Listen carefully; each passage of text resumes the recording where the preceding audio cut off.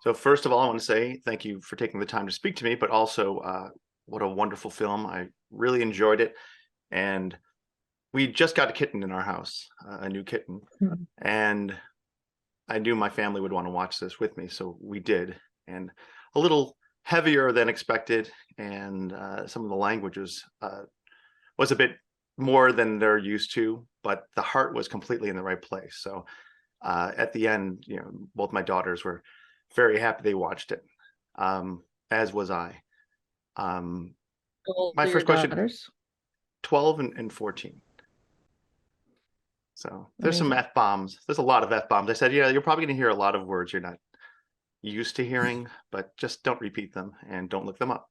Um, but everything else about it was so fantastic that I'm like, you know what? Let's look beyond that. You can kind of tune that out, and there's just so much more to the film that's just worthy of being seen from a wide audience. So I wanted to share it. My first question for you is, how did you find the subject for the film?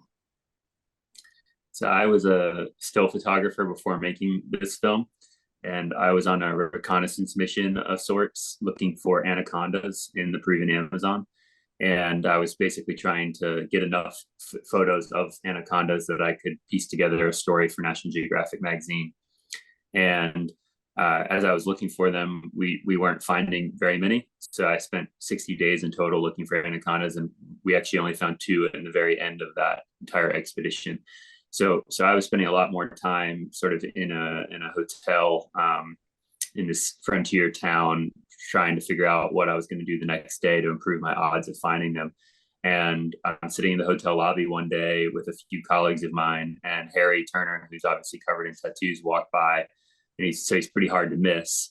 And a friend of mine that's sitting next to me leaned over and said, you see that guy with all the tattoos, you're never going to believe his story. And when I heard a little bit about his story, I was obviously quite intrigued. And then about 4 days after that, I had the opportunity to meet Harry and Samantha in that same hotel, and they brought with them a hard drive, and they shared with me a bunch of video that they had filmed over the last couple of years. And I, was immediately blown away by the quality of the cinematography, but I think more importantly was the moments that they chose to keep recording. So even when things got really difficult, when things were really hard, they kept recording for some reason. And that's not something that you usually find. Usually people put the camera down and stop recording when things are hard. So immediately I knew that we had a film, a short film on our hands. And then a month later, I'm back home in the United States in Virginia, where we live. And I get a phone call from Samantha, and she is calling me to let me know that they've just rescued another ocelot. And so it was at that point that I knew that we had a much longer and larger story on our hands. And about a month after that, Melissa and I went down to the Amazon for our first trip. And what about the story made you want to document it? I mean, when I first met them. Yes. When you met Harry, and what was it? What was the draw? I mean, there was a huge draw for me, this idea that nature is a place where people go to heal, and all my time traveling around the world and visiting different conservation sites and research sites, I had found that there were a lot of like-minded people, like kindred spirits in these places.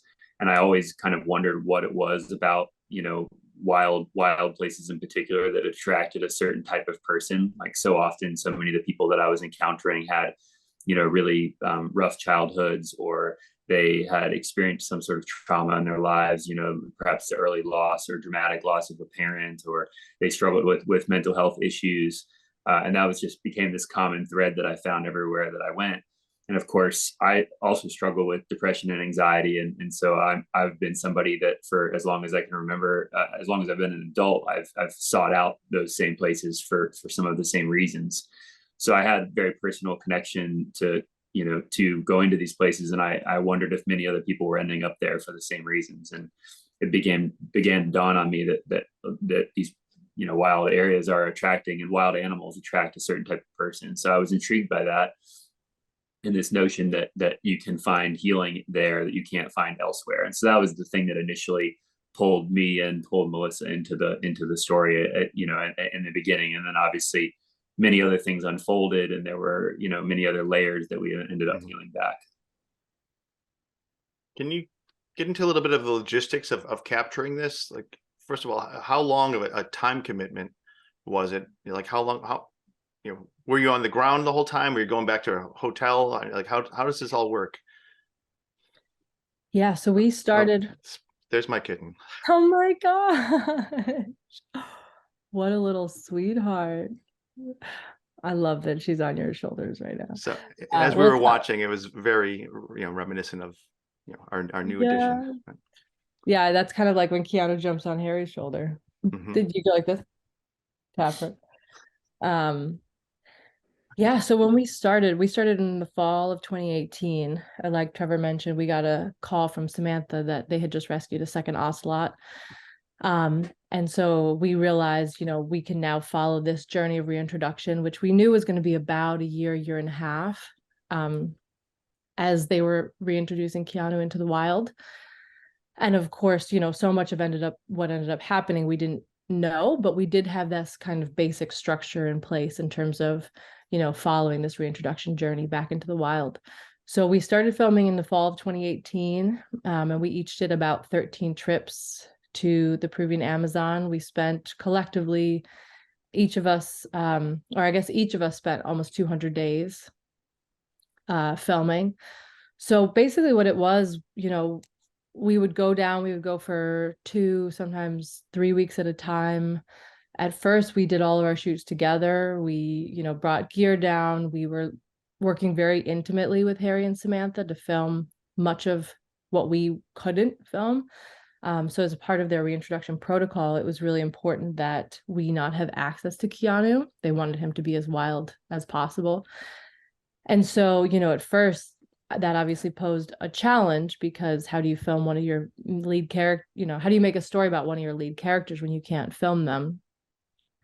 But seeing the archive, like Trevor mentioned, and knowing what they were capable of, we were quick to kind of pick up on the fact that we could work really closely and collaboratively together to capture the reintroduction. So we'd bring cameras down, we would work with them on how to shoot, particularly with Keanu, how to make scenes. We, gave them ideas like daily video diaries, and really just kind of honed in on the fact that cameras were going to be a part of everyday life for quite some time now, moving forward. And yeah, logistically, it was about a 2-day journey each way for us. It's a very remote research site, so you're talking about 3 flights, and then 4 to 5 hour car journey depending on the state of the road, an hour boat ride, and then a hike into the Amazon. So once you're there, though, there's no cell service, there's no Wi-Fi. You're there, you're completely remote and very immersed in that environment. And so we really like to highlight the fact that because of where this film took place, we were able to capture and make the movie that we were able to make. There was such a connection and such a presence of being out in the middle of the rainforest all together without any distractions, that it really allowed us to go quite deeply with each other and, have so many of the conversations that informed the film. How did you change throughout the process? Well, actually, let me take a step back, because it starts off as a film that seems like it's about a man and his animal companion, kind of, and then he's going to return this animal to the wild, and then it evolves to become something much more. How did the documentary evolve as time went on? Like, it's like, do you have a running idea in your head of what you want to say, or like, it's because this is very, very new to me, to be, the extent you have to do just to travel to get there, but also you don't go there with a plan. You're just capturing life as it goes on. So how did your film evolve from beginning to end? Yeah, I think like Trevor mentioned, when we started this story, it was very much about the healing power of nature. And we knew Harry's backstory. We knew, that he had struggled in war and he had come back with severe mental illness. And that was going to be a part of the journey, that was a part of his relationship with Keanu and why he was in the Amazon to begin with. But one thing we didn't realize, and we actually only learned this halfway through production, was Samantha's backstory with her father. And at that point, there were some pretty critical shifts that were happening in the story. And as we were then starting to go deeper into both of their experiences and how their individual experiences became this collective, and in some ways compounded, some of the things that they were each struggling with each other. And so I think at that point, it morphed into a much bigger story about, how we cope with the things that we've experienced in life, how we're dealing with trauma, and how those things ripple onto the people that we love. And you see that in their relationship. And of course, you see that with Harry and his family. And there was, at that point, all of these larger themes emerging, like letting go and the kind of bold act of loving, knowing that you're going to have to let go eventually, that nothing is forever.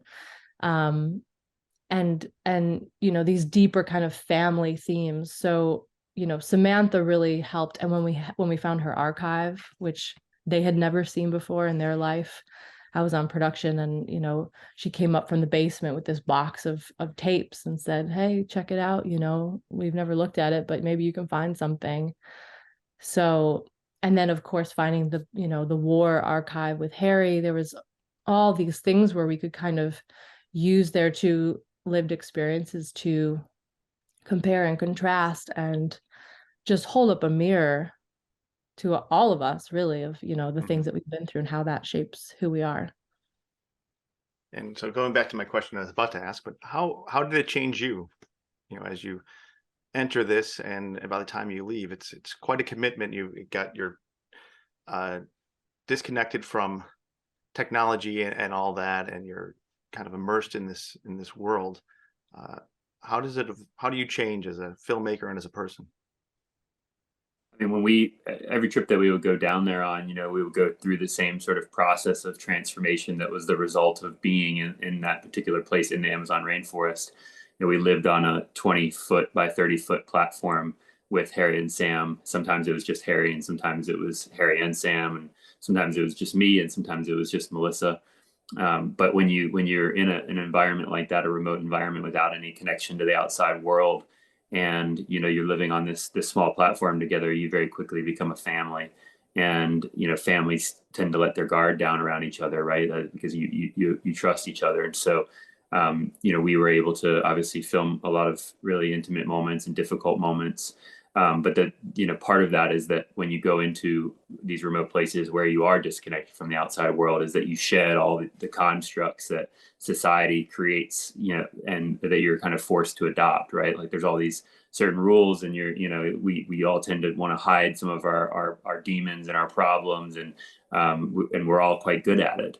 And so when you leave society and you go to a place like that, and you're living without any connection to the outside world, very quickly it feels like you become more human, if that makes sense. Like you're kind of almost returning to like the essence of what it means to be human, because you're truly shedding all of these things that society has taught you. And I guess you just kind of become more real and more raw. And you notice little things. You wake up with the sun, you go to bed when it gets dark. Life becomes much more just about the very basic things. It's amazing what will make you happy. You're not constantly needing to be fed with entertainment. And so there is this real, individual transformation that takes place on every single trip. And it's actually like, I would describe it as, sweeping you off your feet. Like it's such a magical experience. And it's certainly one of the reasons why, for the last 15 years, Melissa and I have kept returning to these places, because that's how it makes you feel when you go there. And certainly that was why Harry and Sam ended up there, and why so many other people that I've met along the way are attracted to, wild places and wildlife. But on a larger level, I was somebody that before making this film looked at my depression and my anxiety as something that was just bad, and something that I wished I could get rid of. If you give me a pill that will take care of it and get rid of it entirely, I'll take it. and obviously, if there becomes a cure, an all out cure for depression, and I'm sure many people will take it, and I would certainly be in line to take that as well. But until that day, and I think we're still a decent way off from that, even though there's some promising things on the horizon. I think so much of dealing with depression and anxiety and other mental health issues is learning how to reframe your relationship with it. And so, before, when I thought of it as just a negative, now actually I strive to see the positive in it. And there's truth in the fact that, or there's truth in the idea that having depression, for example, lets you see the world in a very different way than someone that doesn't have it. And is there power in that? And what we're starting to see is a lot more people talking about not just depression, but Asperger's and autism and Down syndrome, all these things that we've once viewed as just sort of bad and something that you want to avoid and you don't want as a part of your life or in your family. We're starting to ask the question, maybe people that struggle with these things or have these conditions actually just see the world in an incredibly different way that we can't see looking from the outside. And so I would say that making this film has reframed my relationship with my mental health issues in that way, and so it's certainly given me a much healthier perspective moving forward. And I think that that's really important, considering that most likely it's something that I'll be dealing with in one way or another for the rest of my life. That's beautiful. This film has so much emotion in it. How is it, day in, day out, and then especially when you get to the end and we say goodbye to Keanu, we say goodbye to all of them. There are a lot of tears. It had to be a kind of a real emotional, like, tug of war on a daily basis, I would assume. Yeah, I don't think you can make a movie like this and not be moved, personally being there filming it. It's what, the goal was always to transfer that emotion to the audience and the things that we experienced and the ways that we were so in love and invested in this story and these people and these animals and these places. Like, how can we transfer that to the screen and have people walk away with these same kind of ideas that, these are powerful places and connections, and, maybe not just for the state of the world and our planet and for fresh air and for clean water, but also for our mental and spiritual well-being. Maybe we need these places and we should do something to fight for them. One of the things I talk about because this was my first time going to the Amazon, and I have spent a lot of time in wild places and, different jungles around the world. And one of the things that always struck me was just the extreme nature of things, both on the beauty and the levity and the awe of it, and then the opposite and the destruction and the despair.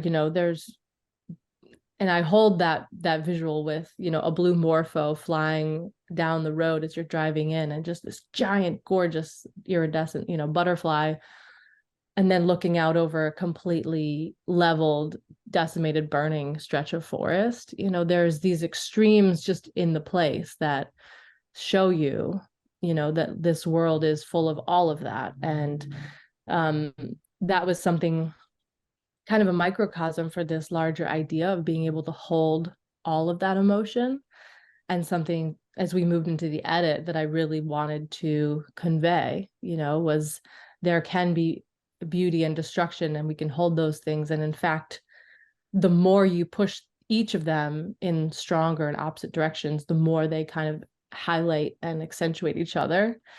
And so that was the emotional experience as well, was being there and feeling that constant tug and pull, and things change in a moment. You'll be there and everything's fine, and then before you know it, a harpy eagle, swoops down and grabs a monkey right in front of you. And Jeez. you start to realize that these cycles of nature are both really powerful and beautiful and also very tragic, and where you become more a part of that when you're down there. And one thing I would add to that is that it's, a lot of people I think turn to like a very obvious question when they hear that we made a film in the rainforest, and that is that, oh, it must have been very difficult, and there were probably a lot of bugs, and what were some of those kinds of challenges of working in that environment. And the answer that we always give is that that was really not the challenge. The challenge was the emotional side of things, the emotional impact of making a film like this, and dealing with the level of trauma that both Harry and Samantha had in their lives so early on, especially. And then you're dealing with two young people who are still really trying to sort out how their lives will look with their respective backstories. And so, the fact that both of them were unequipped at that point and are trying to basically figure this out. And then at the same time, Melissa and I are largely, I mean, we certainly had, I think, more perspective on it than other filmmakers might have, because I have a background, with depression and anxiety, and similar to Sam, Melissa has a background with some trauma early in her childhood related to her father. So that brought a really important perspective. But the reality is that when we're growing up, we are not taught anything about dealing with all the things that will inevitably reach us in adulthood, right? Like, we're not taught about how to handle grief or conflict resolution, or how to deal with a friend who might really be struggling, maybe even is suicidal. And so you kind of walk into these situations as an adult really unprepared. And the best you can do is turn to resources online. We were fortunate that I had a psychiatrist and a psychologist that I was able to turn to for advice. But even with people helping you in those situations, it still has this tremendous impact on you, and it certainly took a toll on both of us. Watching all of this happen in front of us, and obviously filming some of it as well. So it was certainly the most difficult part of making the movie, was watching people we care about going through all of these ups and downs. Yeah, there's so many layers to it. It's really, you just have to watch it, because it does touch upon the environment, and just so much. I'm not going to give a list, but it's really wonderful to watch, and I'm glad I got to bring my daughters along on the journey, because it opens up the opportunity for questions and discussions that typically wouldn't be had. Depression is something that you don't, like you said, it's kind of been pushed in the corner, but being exposed to that even at a young age and saying, oh wait, this is how I'm feeling, is an important thing, because you're not alone, but also you have something to kind of start your conversation with, and say, like in that movie in Wildcat with that guy, so like I said, I love the film. One thing I always say is, if people only treated each other with the care that they treat animals, the world would be a better place. And what you do in this film is you care for both the humans and the animals through your lens, and it's fantastic. So thank you so much for your time. Thank you for the film. Thank you so much. I'm so glad that you got to share that with your daughters. I think that's something that we really hope, is that this film does open conversations for families or friends, and no matter what your entry point is, hopefully you can leave with something that it cracked you open and allowed you to go deeper with someone you love. So I'm really glad, you got to share that experience with them. Well, thank you for it. So have a great day, and best of luck with the film. Thank you.